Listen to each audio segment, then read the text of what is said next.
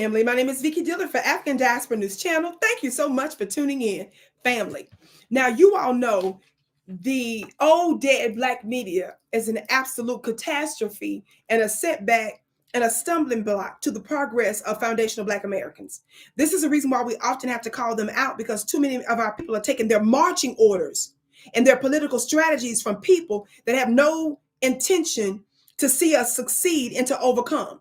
That's the reason why it's important that we stop listening to them, because they're the ones that's the holdup. Yes? Now, they are connected, old dead Black media. One such example of old dead Black media are some of the writers here at News One. Now, Roland Martin historically had some connections to them. I'm not sure exactly his position with them now, but the piece I'm reading from now was written by Dr. Stacey Patton. Now, look at the headline of this madness. This headline says, "Dear Black folks, the protests against ICE are absolutely our fight too." That alone is a sellout statement. Now, when you read it, they started by mocking us.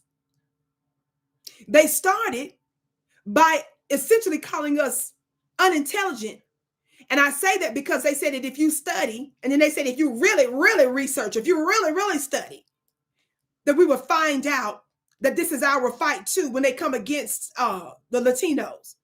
And the writer of this puts in there saying that she's basically saying that she's tired of hearing old tropes on social media. In fact, she says that far too many Black folks are sitting back on social media platforms singing a tired, familiar song. First of all, who you think you talking to? How you gonna call yourself a legitimate Black organization and then mock us? She goes and put a bunch of quotes saying that these are some of the tropes that she's basically tired of hearing. Black folks need to stay home. She don't want you saying that. Let them handle it. This is their fight. She don't like that. She says most Latinas voted for this mess. These are quotes that she's saying that we're saying. ICE don't target us. We've got citizenship. I ain't marching for nobody who won't march for me. And Latinos don't like us anyway.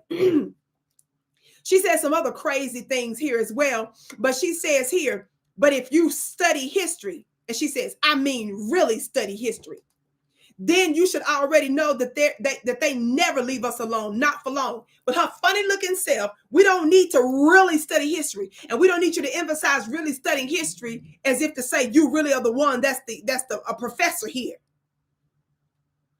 She's talking about, I get it. Black folks are tired. We've carried the weight of every major freedom movement in the country. And she goes on to say some other silly stuff.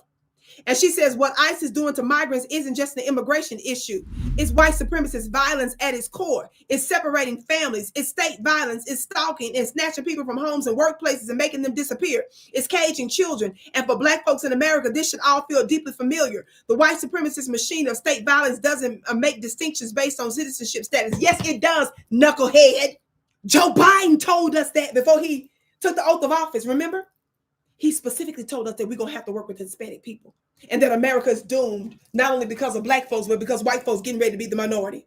And he said we're going to be forced to work with the Hispanics. He made that distinction clear. More importantly, the former LA Latina city councilwoman, Nury Martinez, when she was caught leaked with her other colleagues laughing and plotting to take over the redistricting from Black folks, and to saying a whole bunch of anti-Black stuff, they've proven to us, yes, it's a plot against us. And they're making a distinction.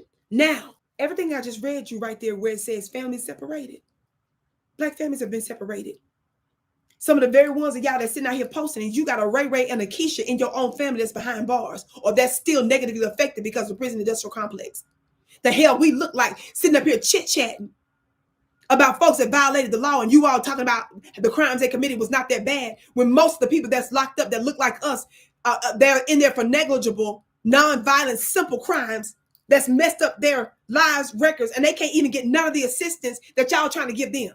You're advocating clearing their records when you talk about giving them legal status, which is not something that you're advocating for Black folks. So yeah, we're going to keep doing all them things that you said that you don't want to hear. We're going to keep saying that times 1,000.